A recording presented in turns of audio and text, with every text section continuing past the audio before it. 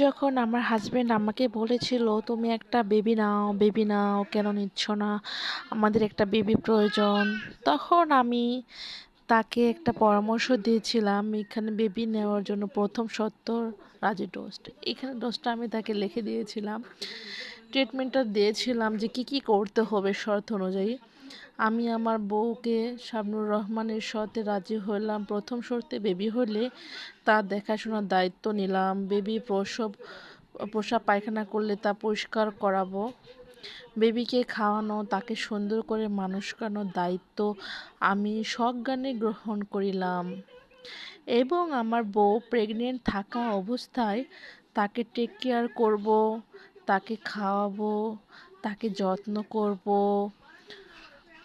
কখনো তার সাথে খারাপ ব্যবহার করব না। এবং সে স্বাক্ষর দিয়েছিল 10/12/2022 সালে।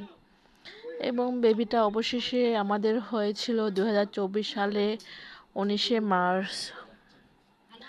আজকে তার জন্মদিন ছিল, সে উপলক্ষে আমি এটা দিলাম।